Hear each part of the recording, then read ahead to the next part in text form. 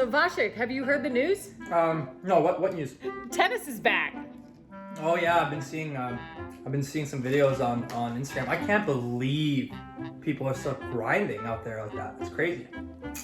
No, pro tennis is back. The North American Tour is starting up. Summer Series is on. Pro tennis? Yes, 2020. We're actually gonna have an end of the season. Are you ready? Have you been training? Yeah, I'm working on it. I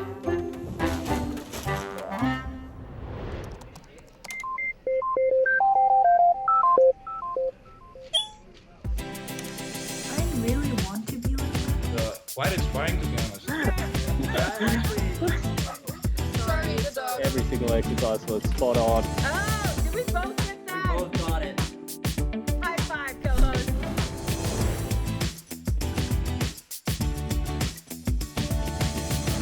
Welcome to Tennis United. Vašek, our schedules are out. Where are we? How excited are you? It's hard to believe. I have to pinch myself right now. Are we actually gonna start playing again? Tennis is back. Should we start practicing?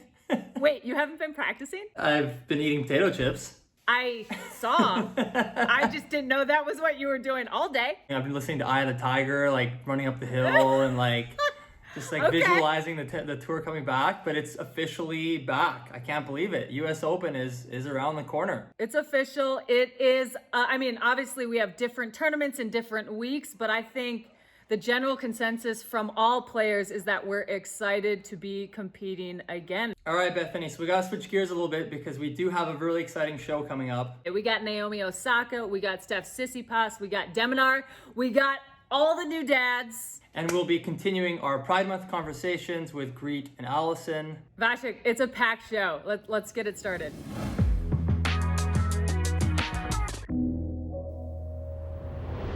Vašek, today we have two amazing players joining us. Steph, Naomi, thanks for coming on.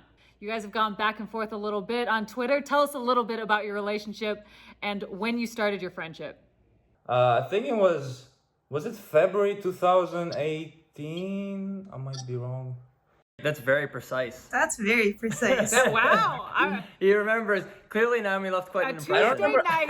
It was a I Tuesday honestly don't night. remember how it all started.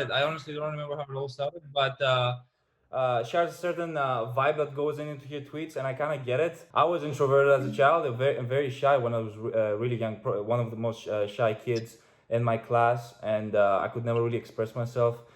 And I kind of understand what goes behind that. Yeah, I guess pretty much same personality, same approach towards life. I'm not sure how to describe it, honestly. So Naomi, I know you're pretty shy. So is your relationship with Stefanos is more of a cyber relationship, or are you guys talking when you see each other at tournaments? I don't know. Okay, I'm gonna give how it goes for me, and then he can give how it goes for him. But I remember just replying to his tweets and stuff a lot, and for some reason I can never really talk to him in person. It's really weird. We just straight up ignore each other. It's accurate. True introverts here.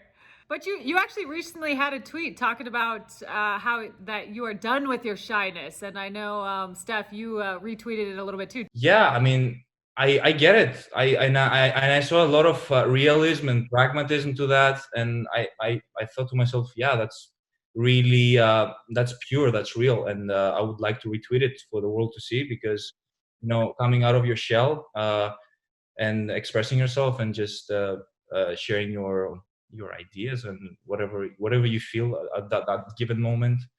I saw that and I found it quite inspiring, to be honest. Naomi, I'm curious about something. Is there any topic that brings you out of your shyness? When you talk about, I don't know, if it's fashion, animals, is there something that sort of helps you get out of that? Honestly, not really. I just have to feel genuinely comfortable with the person, and that kind of takes a while for me.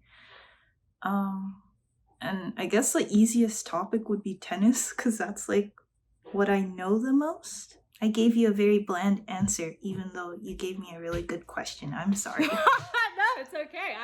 I'm just curious, because it's you're not. I think it's great that you're pretty open about how shy you are and sort of the uncomfortableness that you sometimes have. I'm just curious if there's been ways where you've kind of been able to talk yourself out of things, or maybe get over a certain hump, or even just say, hey, you know what, this is me and I like it like this. I like being shy. I really want to be like that, like the this is me, because I was thinking this is also a quarantine thought, but like it's kind of amazing how there's so many different people in the world and everyone's so different, and like we should all embrace ourselves. And I often find myself like scanning the room to like see what's acceptable and whatever. So yeah, I guess I'll let everyone know how that goes. Yeah, no, that's good. Like, I think it's great. Thanks, guys, and stay tuned for part 2 later in the show.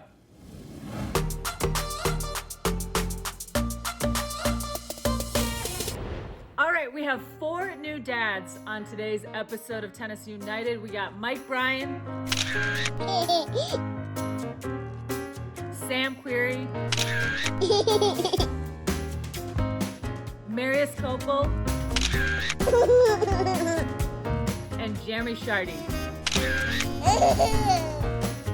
First of all, I want to know how the moms are doing, most importantly. The moms are amazing. Look at this. She had a baby 40 days ago. Oh my God. She's looking She pretty looks good. amazing. Yeah, we're truly blessed. We have little baby Jake here. Sam, how's Abby doing? She's doing great. She's actually feeding Ford right now. Otherwise, I'd bring her in here. We've just been hanging out at home. We just got Ford a Jolly Jumper.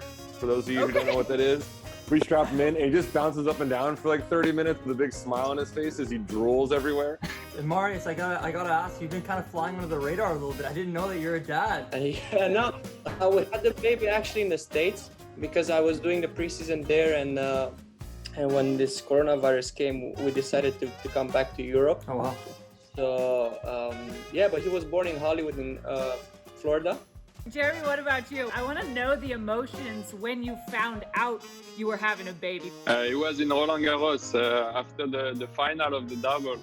We went out to party with the family and friends, and I said to Susan, "Why are you not drinking? Why you like? What's wrong with you? Like I didn't understand." And she said, she took me and she said, "I'm pregnant," and so it was. So it was a really good surprise and really happy. Okay, guys, we have a little game for you. We want to learn a little more about the mom and dad dynamic. I'm going to be asking you a couple questions. If it applies to you, raise your hand. If it applies to the mom, keep your hand down. Whose name will the baby most likely say first? Is it going to be mom or dad? Oh, Mike with the dad. Okay. Nobody else. Mom. So it's all mom. I hope he says mom first, otherwise Abby's gonna be mad at me as if I I'm just praying we get a mom. It's gonna be. He's named after me. He's got my middle name. He's gonna say Michael. I'm telling him every day, mom. I'm trying to teach him. Just say mom, please. Who is more likely to spoil the baby? Moms. Okay, Jeremy. Moms, he said Jeremy. Who is more likely to say no more often? Okay. Jeremy's like, anything you want, you get. That pretty much correlates with the previous question, so it makes sense. You need the balance. You need to have like the softer one, the little tougher one. I don't think I say no to him once for the moment. So. Yeah, you're definitely spoiling. Okay, next one is, who is the baby more likely to resemble? But like this, I don't know. I would say me. Definitely me. If I pull up a baby picture of me at 3 months, it's like doppelgangers. You can't even tell a difference. Baby skinny. Because I'm fat? Oh no, Oh. no. What the hell? No, the baby has doubles legs. He's in the 25% of weight. We feel a little sorry for you after you hate that Zoom call. I don't know. I feel like you wrecked your day. I'm done. Thanks a lot, guys. Who is more likely to wake up in the middle of the night to go see the baby? Okay, Jeremy, you go check on in the middle of the night. Yeah, like since he is awake, I go all the time because I'm sleeping with him and Susan, and she's doing a lot of job during the day, so I'm not practicing, so I do a lot during the night. Amazing doubles Thanks, team. Jeremy. Great team there. Who is more likely to sing a lullaby to put the baby to sleep? Me, that's me, sing. all day. Like, I'm always Okay. whistling. You're Mike's I'm confident. musical. Playing music Jeremy's for 'em. confident in his Oh, music it's abilities. the two guys that spoil the babies, I and the know. two that don't are I'm just like, I'm not seeing singing some any songs. common denominators here.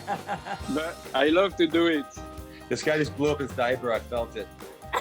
It's diaper time. Speaking of diaper time, who's more likely to change the diapers? I would say me. really? Yeah, I don't care to get dirty. I'll get down there. I'll wipe everywhere if I have to. You know, it doesn't matter. She does more than me, but I do a lot too. I don't do it that often, and I use about 25 wet wipes. Like, I'm not gonna get an ounce of fruit on my finger.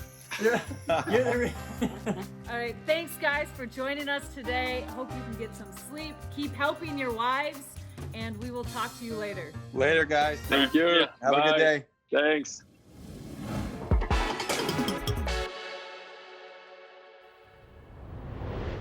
Alison, great. Thank you so much for coming on Tennis United and chatting with me a little bit. Obviously, we are celebrating Pride Month this month in June. You two are blazing some trails, seriously, for the LGBT community. How did you two meet? How did you two get together? There has to be some backstory to this relationship. We were practicing both in the federation. We were good friends, but she had a boyfriend at that time. Usually we would go like in December to the IMG Academy to practice for 2 weeks before going to Auckland and all these tournaments. She finished a relationship with a boyfriend, I think it was in October. And we went there and I don't know, suddenly we were growing towards each other, which was more than a friendship. But in the beginning it was tough to... We never had a girlfriend, like either of us. No. So it was tough Okay. to like, what is it? What is going on? This is like not feeling... It's feeling new. so good, but it's not feeling normal. But then we were like, okay, whatever, we have feelings for each other, so we should go for it and see what happens. And look, we're 4.5 years further now. And Yeah.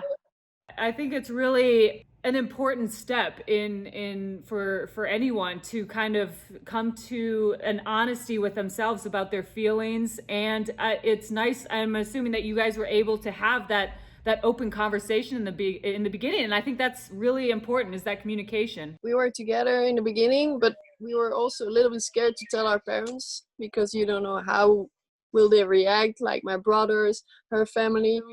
The worst feeling you can have is lying to your parents and feeling so bad about it. I felt so bad about it that I was like, now is the time to tell them because I cannot lie anymore. And once I told them, I was so relieved. There was... My shoulders were... Sorry, the it's our dog. That's okay. The baby's in the background. We were so relieved to tell them and to feel their happiness because they saw that we are so happy together. That was the best thing that happened into our lives. My friends were really supportive. Also, my family now is great. So I think we're really lucky that everyone supported us from the beginning. From the first day you meet each other and you have those feelings, you should come out and be proud of who you are. I hope you two continue to sort of share your story about it, because I think it's an important one to share. How do you feel the tennis community has supported both of you? The tennis community was great. They really were positive about us, about who we are. I think when we came out, we had a lot of positive reactions, not only in the tennis community, but like overall in the world, which was nice to have. We were a little bit surprised by that. And also, when we talk about it, all of them are like asking, can you come and do the LGBT there and there and there? We're like, yeah, whatever. We want to have as many people as we can to be proud, to be gay or to come out, and we stand behind them, and we would like to keep it going this way. Do you have any moments over the last few years that really stick out for you, whether it's together, whether it's celebrating, whether it was maybe a message from a fan that, said you inspired them? Is there anything that you can tell me that sticks out to you? For me, I think it was at the US Open last year. We could talk with Billie Jean King and a lot of other professional athletes. And we could be at the LGBTQ meeting there. So it was, I mean, there were like 400 people there. So it was really fun for us to experience that and to share it together, of course. It's inspiring that you guys are so open about your story and your emotions, both like your highs and your lows. I think it's great for everyone to sort of hear that so you can help them with their journey. So really, you two are doing amazing things. Thank you for doing the interview. Thanks for coming on Tennis United. We'll see you girls later. Thanks again. Bye.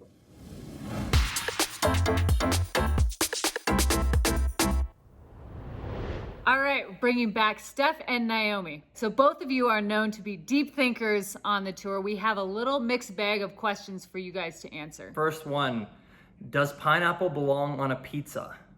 No. That was a firm no. I would that was the say... quickest answer I've heard. Well, I personally think it's a no-no. You're gonna say no?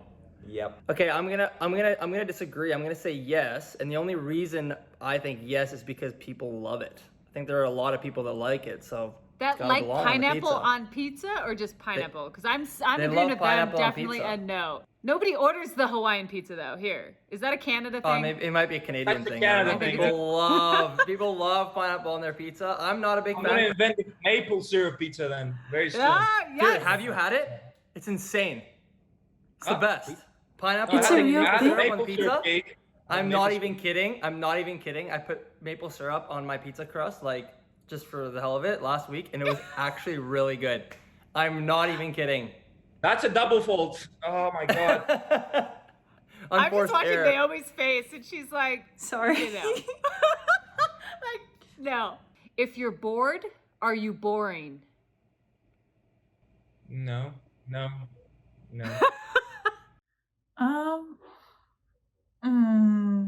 If you're bored, are you boring?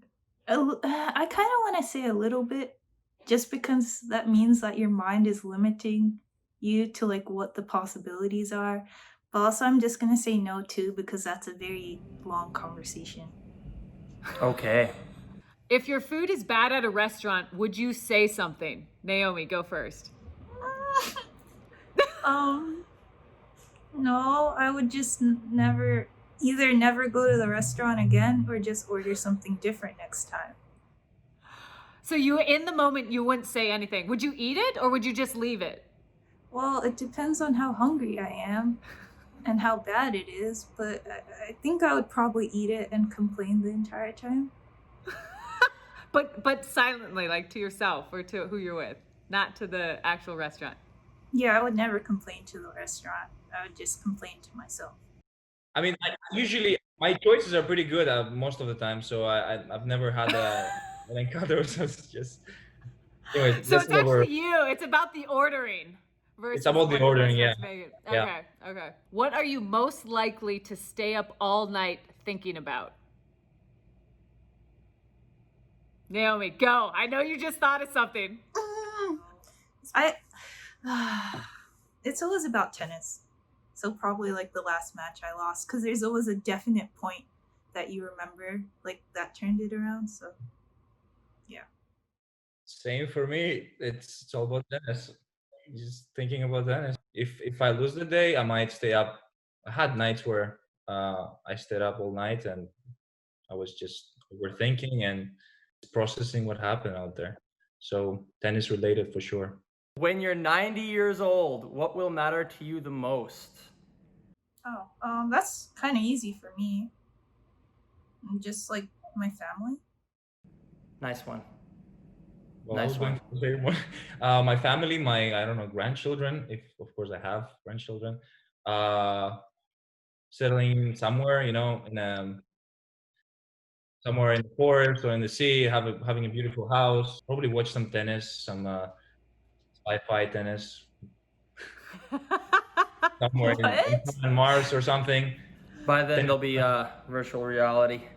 Virtual reality tennis, yeah. We won't even have to train at that point. Yeah. We'll just have to think with our minds. Guys, Naomi, Steph, thanks for coming on. It was really interesting talking to you guys. You guys are two of the most interesting players on tour, so it was fun catching up with you. Thanks for being on the show.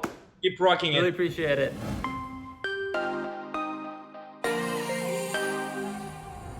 Hi, I'm Alex Minaur, and today I'm taking on Australia's fittest man and CrossFit athlete, James Newbury, in an Instagram live workout. The type of workout that we have tonight is a full body workout. We've structured it so we're getting a little bit of legs, a little bit of upper body, and a little bit of core all in one, and it's an EMOM style, so it's every minute on the minute. Well, my strategy is to try and complete every single exercise and try to not get too tired and be able to finish the workout. Alex is one of the best in the world at his game. He's very, very fit, so I think he'll find tonight's workout quite okay. All right, guys, wish me luck. He's gonna need it. Every time that we finish a movement, we'll have a rest period until the start of the next minute.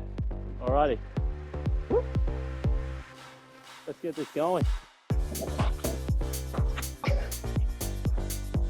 Oh, I lost my tennis ball. Oh. What a day to be alive. We have 3 rounds to go. 3? Damn. 3 to go. I like a challenge. Let's go.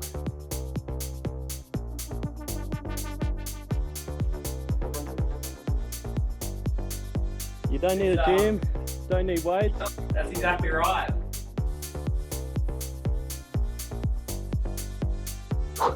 Damn, I'm loving this. CrossFit Games, here I come. Hey, good job. Yo! All done. We're done, skis. Tell you what, I might have a nap after this. Alex is doing a full body bodyweight workout, something that you can do simply just in your backyard in a meter squared area or in your living room. We went through some burpees just to get the heart rate up a little bit and get you breathing. Then we did a little bit of muscular endurance stuff, so some plyo lunges. And then we did some sit-ups with a bit of coordination work in between, throwing a tennis ball. And then we finished the last minute off with some push-ups. It was pretty tough. It was definitely tougher than I expected, but damn, it shows what you can do with no equipment at all, no weights, no gym, just you, yourself, and a good attitude. I would say probably going from the last exercise, which was push-ups, straight into the burpees, that was probably the toughest. Just going through that workout, every single exercise was spot on. It was just like he wasn't even sweating. He probably wasn't even tired, let's be honest. I love the endurance side of CrossFit. In particular, I love running and swimming and biking are some of my favorite things to do. So Alex was mentioning that he had a bike set up outside and he was doing some bike intervals as well. So, and yeah, there it is. There it is. Hopefully I can get better at these and be able to keep up with him. I went to the Aussie Open with my girlfriend a couple of years ago, and I was literally blown away by the athleticism on the court. Like, I had no idea it was, you watch it on TV, but I had no idea how fast they're moving and how much coordination. And, props to you guys. I don't know how you do it, but I applaud you for it, and I'm very inspired by the way that you guys move on the court. Appreciate it. All right, see you guys. Thanks for that. See ya.